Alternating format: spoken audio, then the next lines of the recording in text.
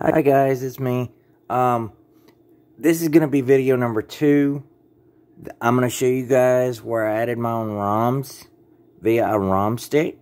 So, the reason you're seeing me up close is, you guessed it, I'm filming on phone and having to hold the camera. If I look a little rougher than normal, I had to take a shower earlier, so I'm not exactly looking at my top game, but I just needed a shower from being outside because it's kind of warm.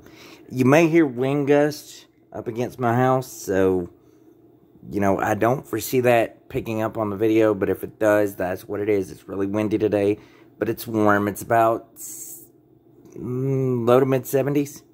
So, here we go. Okay. What I'm going to have to do is pause it and show you screens as I get to it, so just bear with me. Now, what I have done is loaded my ROM stick, which is completely separate. It's a 256, up with CoinOPSX. I did petition it off because you have to do a petition of 16 gigabytes for the CoinOPSX load. What you'll do is you'll go to App Store X and install it. Once you've done that, you can usually go to the upper menu and go to the BYOG section.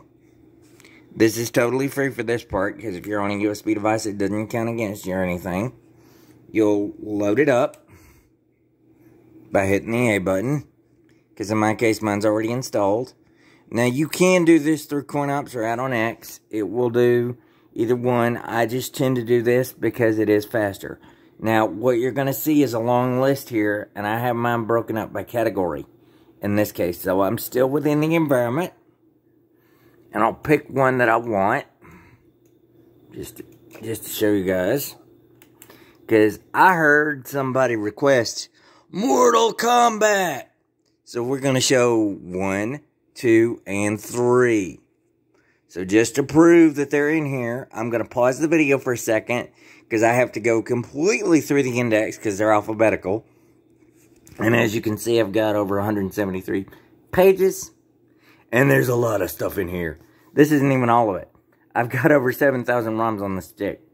So, guess who's been doing a little engineering, kids? With MAME and stuff like that. So, I've built up a collection over the years. So, you know, just bear with me. So, what you're going to see in a few minutes is me pausing the video and getting a Mortal Kombat. But that's what I'm going to do, so just hold on, and here we go. Okay, guys, there you go, down in the corner. That's the first Mortal Kombat right there. So what I'm going to do is I'm going to pause again. The next time I start the video back up, you'll see the ROM loaded. Okay, here we go. This is indicating I don't have a save slot, because I didn't add one. Because some of these I have set up for save slots, others I do not. So, here we go. Now, I'm going to hit player 1 to add me a quarter. And I'm just going to pick somebody. I'm not going to fight on this. Well, I'll throw some punches, but just be prepared for me to lose, because I want people to see me playing here.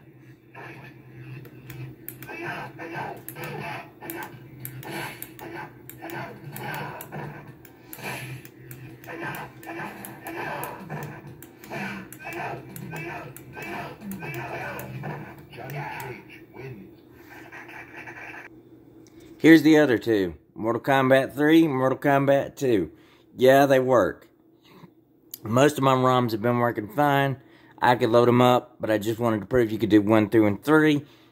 Just so you're wondering, I have the Mortal Kombat Arcade Collection on my Steam account, which I could theoretically stream, but you wouldn't be able to do that because for some reason that's got to be set up through there. But I already had some of these, so, you know, we're there for that. The other thing is if you don't want to do ROMs through here, you can do it through Steam. So if you've got the Atari Vault, that does work. It is guaranteed to work. It is on the AtGames checklist, along with the Capcom Beat 'em Up collection, which the next video I'll do that. So, just to give an example, You know, you could do different things like that. This deck works fine on the combo fighters where you needed buttons.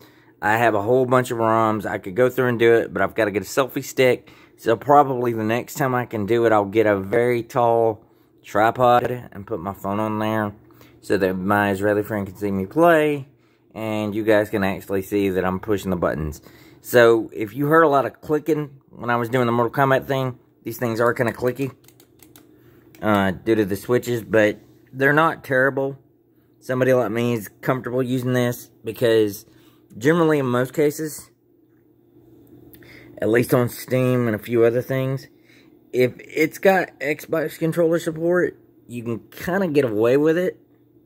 Like I said, you have to exit off the machine. So if you're on the full-size cabinet or one of these devices, you have to exit the streaming from here, but it does work. Somebody like me is going to do that for Dragon's Lair, some of the other things that are much harder to obtain and run on the system, because your PC will bear the brunt of the work. Because I do intend on getting PinballFX started again, because they went to the Unreal Engine. Even though I'm going to have to get the tables again, they're adding more tables with the Unreal side of it on the Epic Store. So I'll probably just go through there and get it again. I've already got PinballFX 3. I'll probably buy the one missing table there just to finish off the set. So that's the plan. So, and the other reason is if you get the full-size pinball machine or the cabinet, you can do a lot of streaming and do different stuff like this. Now, in this case, because I'm using CoinOps, this flash drive can be moved to any device, or I could make a copy of the flash drive and do it again, and basically keep flash drives loaded there on a hub, and put the flash drive with the ROMs and the flash drive with the pinball tables for the devices in USB slots and do it. So you could do that. The only thing I have not tested completely all the way through is Capcom Arcade Stadium, which there's some in there that do work. But for those of you that are going to want to do this on a PC, my suggestion is get a deck that has a flipper switch and is specifically designed for a PC, because the reason being is this generally, while this does do directional stuff, the trackball doesn't need to be associated with it. That can sort of make your system run a little weird, because I wanted to try it. I mean, you can Bluetooth it, but my advice, get one that's specifically designed for that and doesn't have the trackball, because you've got a mouse anyway. The only other thing I'm going to attempt to do with the USB ports, at least as far as the puck, because I do want to do it, is the light gun. And yes, they make aim track light guns, which I will link at some point in the video when I'm getting ready to get that set up, because my goal is to try to do a setup video, at least for here in my room, because I also work in my room. This is like my office slash Hadar Shana, which is bedroom. Yes, I know I snuck it in there, so if my Israeli friends watching, how am I supposed to practice if I don't insert the vocabulary, and it's not going to be any good if I can't use it and get used to saying it? So, you know, you'll know if I practice. You'll know if I practice. I know you. You'll know if I practice. Because you'll be like, I can tell. So, that's a briefer video than what I had last time. I know it's much shorter, but I did want to show you guys it could be done. And you can break them up by consoles. I'm not going to do the entire list because there's a lot of games in here. I do have a lot of classics. The other thing you can do if you have a Steam account, yes, on the Capcom Beat 'em Up Collection, Street Fighter supported. So my assumption is, and I will test it, on the Street Fighter Anniversary Collection, if you're lucky enough to get it. Because it should still be available in the Steam store at the time of this posting. You should be able to do it and get it. So, that's available. The other thing you could do is probably some of the Capcom collections, I believe, can even be done. I want to say the Contra collections, Xbox supported. You may have to go in there and manually adjust the settings, but once you did it, you could do it. You know, you just want to make sure you get everything done. But I'll run some tests. I definitely want to show you guys PinballFX 3 and pull that up so that you guys can see yes, you can stream it. It's preset. The flippers do work. I'm under the assumption CoinOPSX will also work. So, we'll go from there. The main reason I'm doing it from here, though, is when I buy a computer, because my Israeli friend's probably going to laugh, I usually go for high-end systems like $2,000 or $3,000 a pop. So, when somebody like me does it, they go for horsepower for several reasons. One being, you know, they're more than likely going to need it. That adds versatility without requiring a bunch of stuff. And then when they do get a smaller device for travel purposes, it'll pertain to the office, or, you know, I just need this to do just enough, or I'll add an external storage device and go from there. By the way, for those of you that are curious, I was running CoinOPSX 3 through the streaming off my external storage box. You know the photo, because you guys have seen it, that black box that's next to my PC. That's what I was running it off of. There was no lag at all. If anything, it would be network lag, and I haven't experienced that much because my router and gateway are in the same room. So, while the PC is wired, the console I have in here is not.